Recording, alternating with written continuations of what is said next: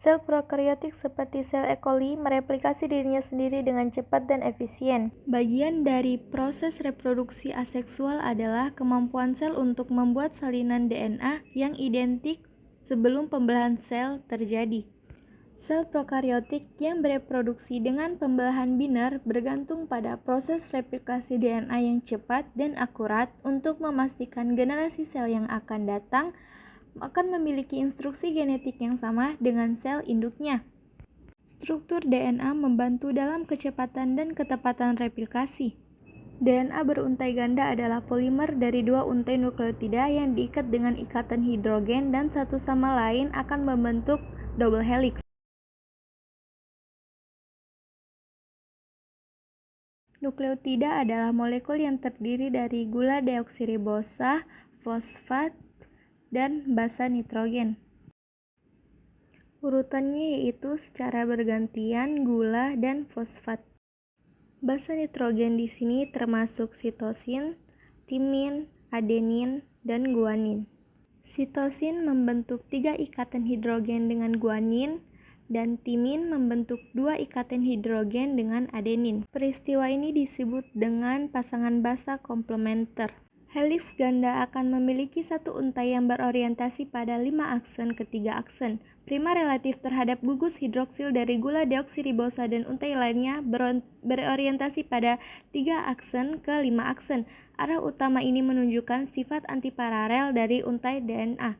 Dalam struktur DNA memungkinkan replikasi dilakukan dengan cara semi-konservatif. Setiap untai molekul DNA digunakan sebagai template dalam pembuatan replikasi untai ganda baru.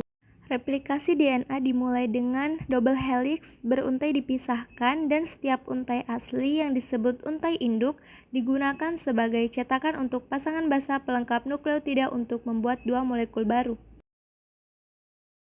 Replikasi DNA terjadi pada arah 5 aksen ke 3 aksen. Prima menambahkan nukleotida baru ke ujung prima 3 aksen.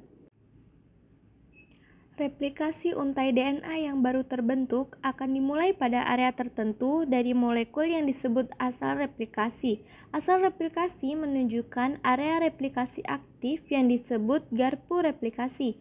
Untuk memahami bagaimana organisme eukariotik kompleks mereplikasi DNA, ilmuwan pertama kali mempelajari replikasi dalam prokariotik model seperti bakteri E. coli.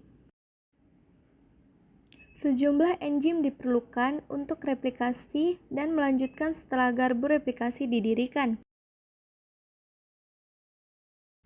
Enzim helikase memisahkan helai heliks ganda dan protein pengikat beruntai tunggal menstabilkan daerah beruntai tunggal baru. DNA girase dilakukan untuk memastikan ganda area beruntai di luar garpu replikasi tidak menjadi supercoil. Setelah garpu replikasi stabil, DNA polimerase mengkatalitis penambahan nukleotida baru ke untai anak yang sedang tumbuh. Protein lain seperti klem beta dan pemuat klem membantu menahan DNA polimerase.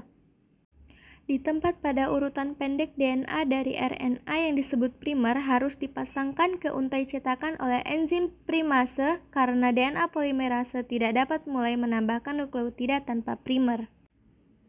Replikasi dari keduanya dapat terjadi secara waktu yang sama, yang satu menggunakan sintesis berkelanjutan dan yang lain tidak berkelanjutan. Pada untai induk berorientasi 3 aksen ke 5 aksen disebut sebagai untai terdepan. Nukleotida baru ditambahkan ke ujung 3 aksen bergerak terus-menerus menuju cabang replikasi yang meluas.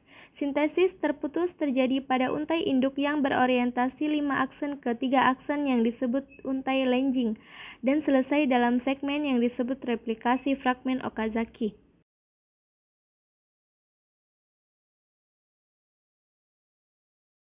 Pada untai ini menggunakan primase untuk menambahkan primer di depan 5 ujung utama untai lagging DNA polimerase 3, kemudian menambahkan urutan pendek nukleotida fragmen Okazaki ke primer untuk mengisi celah. Kemudian heliks dibuka lebih lanjut. Proses ini dapat berulang sampai seluruh untai dapat terreplikasi.